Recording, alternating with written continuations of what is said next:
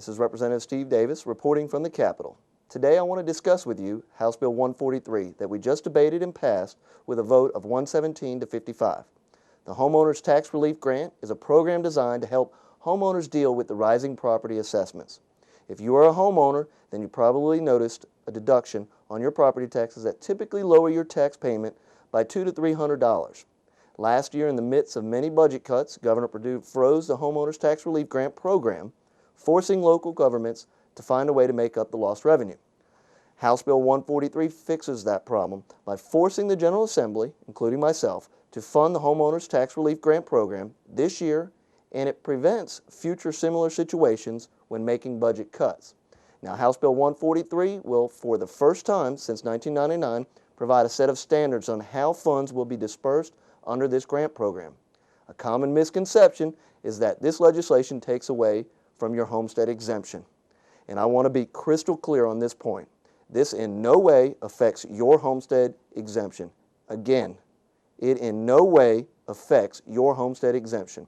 This legislation funds the Homeowners Tax Relief Grant program as we promised to do when we funded it in the FY 2009 budget that was passed last year.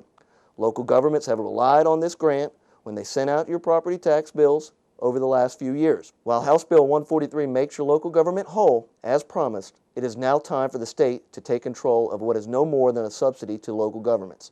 In this tough economic time, it is imperative that local governments create and manage their own budgets and make the tough decisions to cut spending.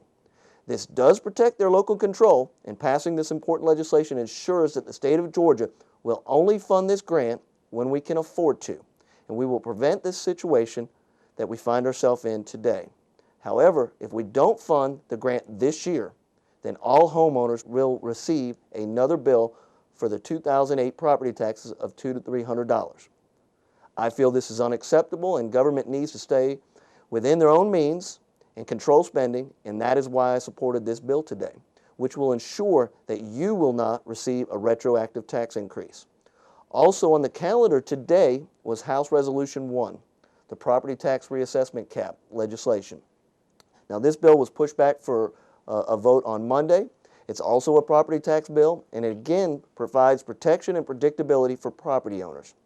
We will no longer have to fear backdoor tax increases from assessments, but rather our taxation will be based on the investment that we have actually made in our property and in our homes.